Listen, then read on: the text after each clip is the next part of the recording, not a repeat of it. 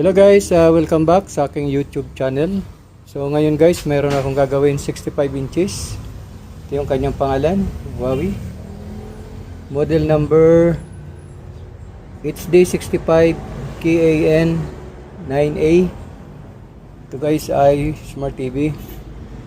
Okay, so actually binuksan ko na guys. Ayan. Power supply board. Then ito yung main board. Then meron siyang T-con. Okay. So ngayon i-check natin guys kung ano yung pinaka problema nito. Okay, so ipa-plug in natin.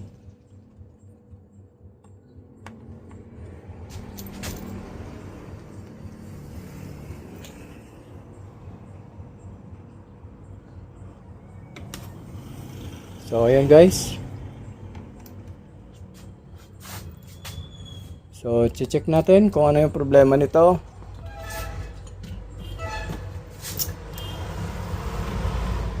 Ayun. So, yun guys ang problema. Vertical bar line sa gitna. Ayan.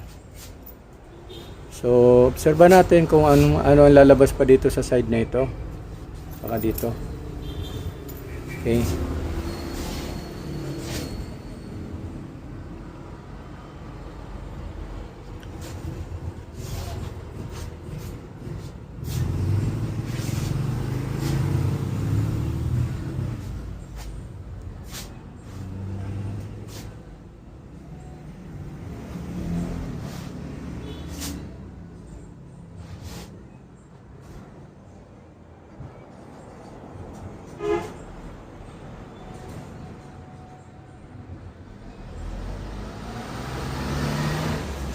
Okay, may display naman siya. Kaso nga lang kitang-kita yung kanyang mga hairlines. Then nagkakaroon siya ng vertical bar sa lahat oh. Ayan, meron din dito. Ayan dito. Ayun, kitang-kita yung mga bar lines oh. Ayun. So, problema nito guys ay sa panel. So, susubukan natin na i-modify. Baka makukuha pa sa repair ito. So, yan. Okay. Okay guys, ito yung kanyang source board. Ito yung kanyang T-con. Then may source board siya. Na isa lang ang kanyang ribbon papunta sa source board. Meron lang siyang hati dito oh. Meron siya dito sa left, then meron dito sa right. Okay, so una natin gagawin, check natin dito sa isang side na ito kung nandito yung kanyang problema sa panel. Okay, so ihahang natin ito. Okay, subukan natin na ihang.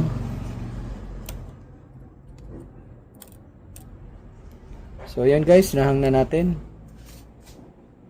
Okay, so paplagin natin.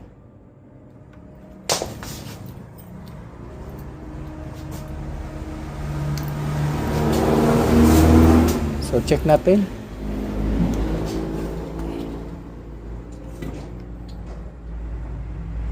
So yun guys, dito sa right side i-black lang siya oh. Tapos dito sa left yun, nagpi-flicker siya oh. Yan oh, flickering siya oh. Okay. Yan oh.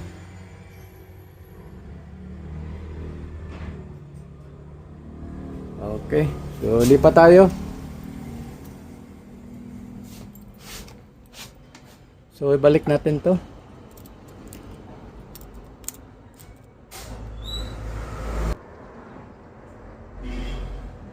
Ayan, napalik na natin. Lipat tayo dito sa kabila. Okay, ito naman ang hiyang natin. Ayan. Okay. Okay, so check ulit natin.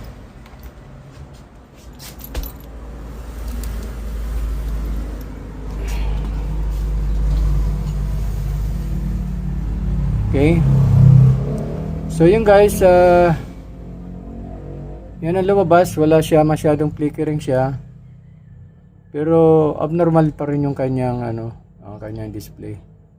Maraming hairlines. So, ayan.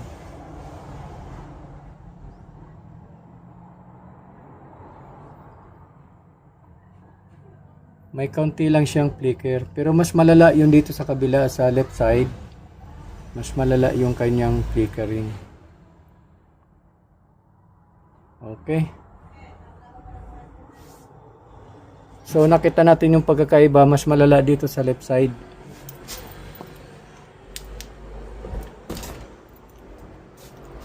Okay. So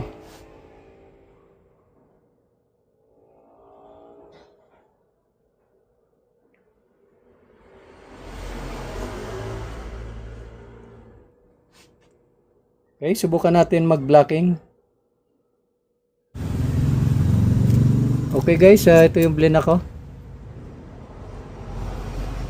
Yan yun.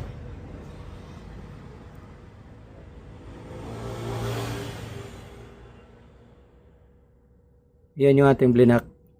Okay.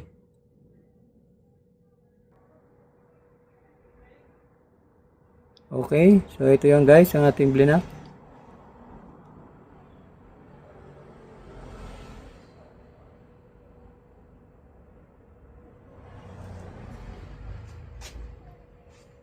So ngayon, testing natin. Okay, plug in.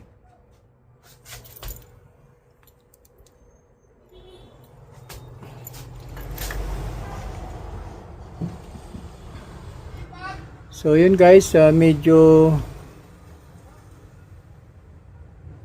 nawala na yung vertical bar, pero meron siyang meron siyang mga hairlines.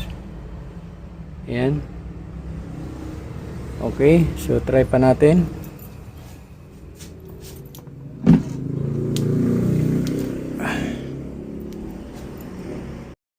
Okay guys, tinanggal ko yung blocking dito sa clock signal. So bali ang ginawa natin, nag-cut na lang tayo dito sa mga clock signal kasi pag dito nag-blocking, meron siyang hairline tapos nagpi-flicker siya. So ngayon, nag-cutting tayo dito. Kinat ko yung clock signal na 8 pins tapos yung LC1, LC2. Ayan LC1, LC2, LC1. Sinama ko yan sa cutting. So ngayon titingnan natin ngayon guys kung okay na siya. Ayun, okay na siya guys So nawala na yung kanyang flicker tapos hairlines. Okay na siya. So meron na lang na counting hairlines dito pero hindi naman masyado ng halata. Okay na siya guys malinaw na siya So yung ginawa natin dito cutting method LC1, LC2 tapos yung 8 clock signals kinat natin. Okay guys, so tatakpan na lang natin ito. Okay.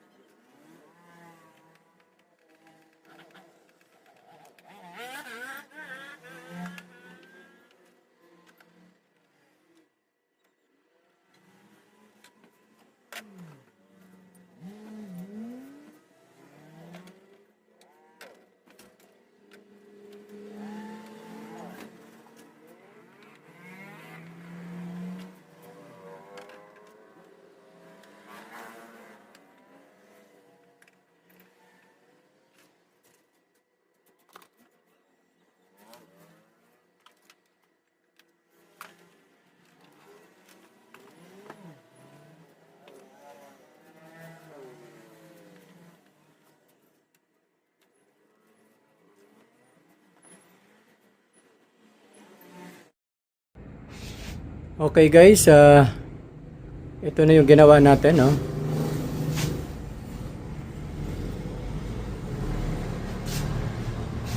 Ayan.